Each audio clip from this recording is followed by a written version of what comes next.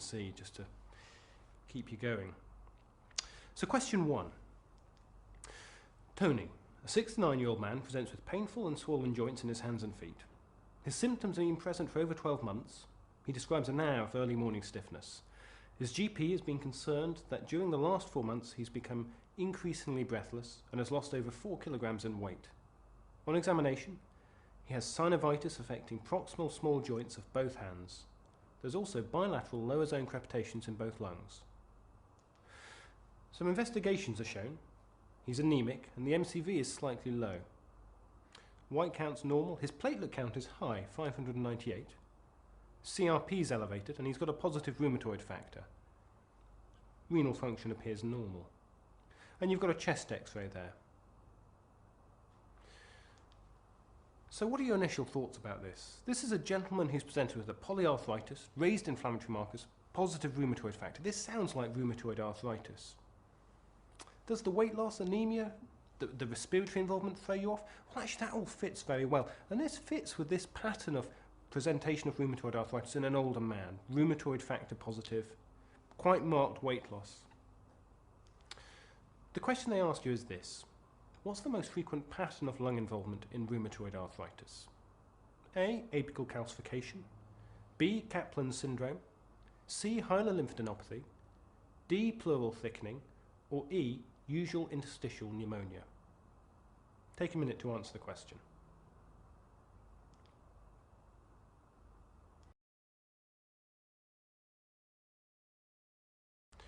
So the answer here is E. Usual interstitial pneumonia.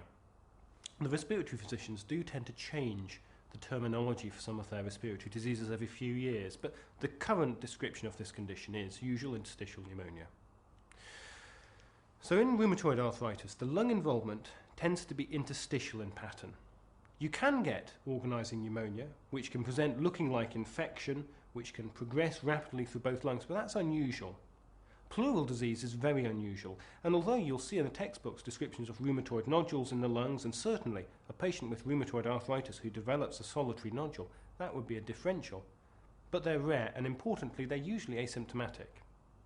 It's worth being aware of Kaplan syndrome as well. Kaplan syndrome is the combination of someone with rheumatoid arthritis and exposure to usually coal dust, so they have a pneumoconiosis, and that combination can present with really quite marked nodulosis within the lungs. That's Kaplan syndrome. Question 2. Michelle has just been diagnosed with rheumatoid arthritis and has started on methotrexate 15 milligrams per week. That's a reasonable starting dose. But unfortunately she's misunderstood the directions and she's been taking the methotrexate 15 milligrams daily for the last 8 days. She's developed abdominal pain, numerous mouth ulcers that are bleeding, and some blood tests have been done. And, unsurprisingly, she is pancytopenic, hemoglobin 10, white cell count 0.9, platelet count 32.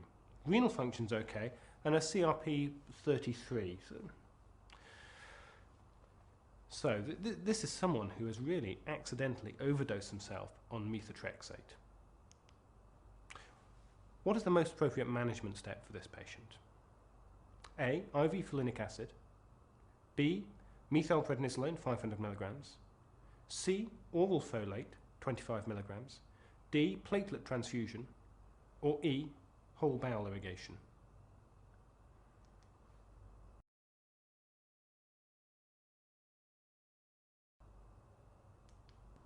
So the answer here is A. IV folinic acid. So methotrexate is probably one of the most common drugs prescribed by rheumatologists, and it's important you're aware of some common side effects of it. I say common, side effects on the whole are not very common with methotrexate. Most people tolerate it without any problem. But the side effects we warn patients about the risk of are predominantly 3 things. Firstly, the risk of marrow suppression and low white cell count. The risk of hepatitis. And because of those 2 risks, all people on methotrexate get regular screening blood tests, every 2 weeks initially, and then every month once they're on a stable dose.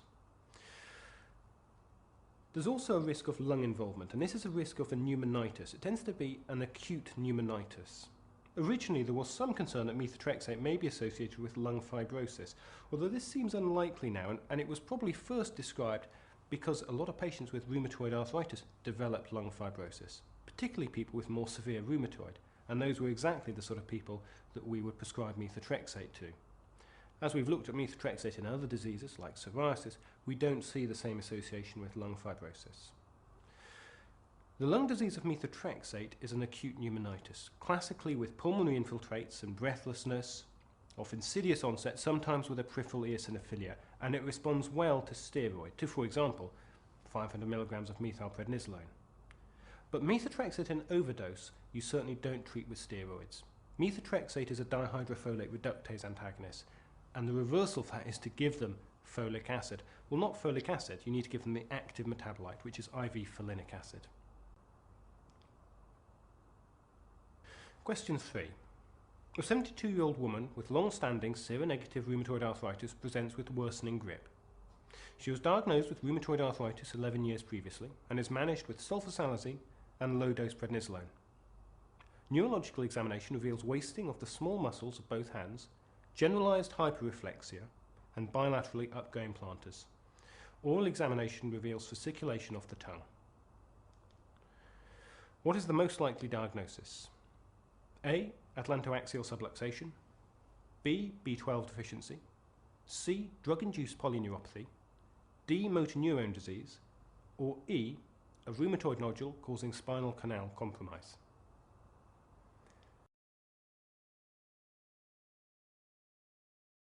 So the answer here is D.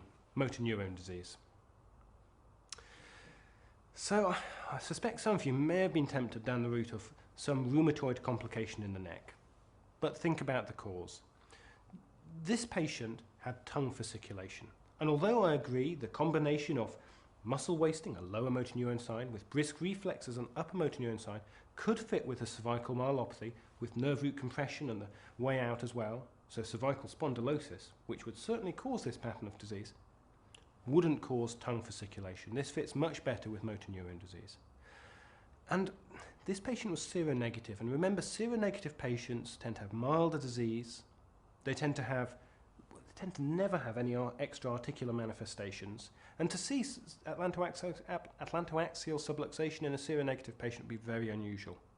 A nodule in the neck, well, if you have a seronegative patient who develops a nodule, it should make you question the diagnosis. Is that in fact a gouty tophus, and is this not rheumatoid at all? So seronegative disease, they don't get nodules, they don't get extra-articular manifestations. Atlantoaxial subluxation is an important consideration in the rheumatoid patient, though. And it's classically missed. Patients with rheumatoid who have poor mobility are admitted to hospital off legs. Or perhaps they have an operation and they're difficult to wean following anaesthesia. And those should be two triggers for the exam to think about atlantoaxial subluxation. In real life, they're often poorly examined. Because of their rheumatoid arthritis, their joints are deformed, and that makes neurological examination challenging. But it's important. Patients who present in these scenarios, the anaesthesia one being a very classic one for the exam because they have their neck manipulated during surgery, and that's what damages the cord. They're difficult to wean post-anaesthesia because of neuromuscular weakness, because they've had a cervical myelopathy. Question 4. A 54-year-old man with seropositive rheumatoid arthritis is currently being treated with methotrexate and adalimumab. Over the last 4 months, he has been complaining of night sweats. His wife has noticed that his voice has changed in character. An examination reveals multiple enlarged cervical lymph nodes, as well as ongoing active synovitis with bilateral knee effusions. A chest X-ray is normal. Which of the two following steps are not appropriate? There's quite a long list here, so let's look at these. ANA testing, anchor testing, CT, chest, abdomen and pelvis, empirical antibiotic therapy, indirect laryngoscopy, joint fluid aspirate, lymph node biopsy, serum LDH measurement, sputum for auramine staining, tuberculin skin testing.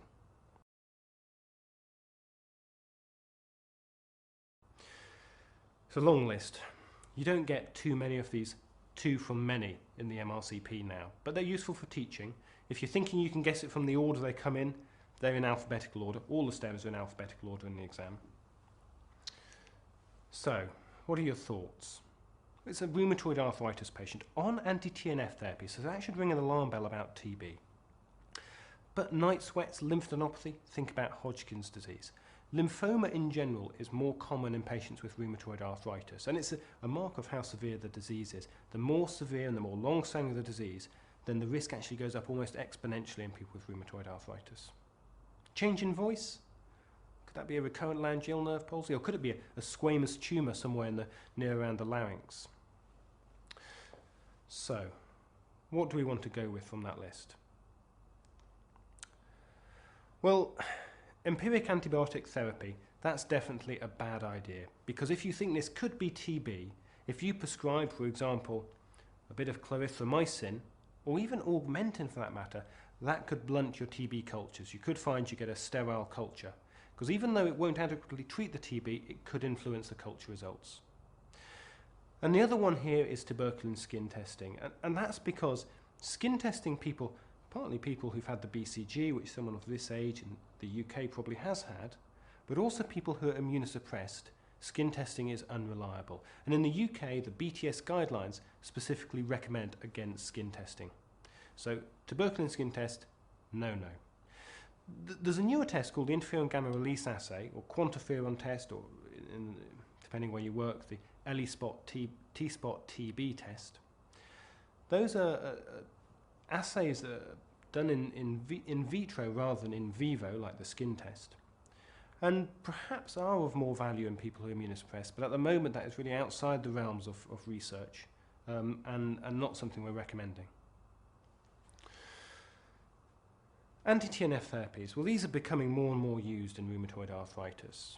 If you have rheumatoid arthritis, you have failed 2 disease-modifying drugs, one of which must be methotrexate, and you have a disease activity score above a certain threshold, then you're eligible for an anti-TNF therapy.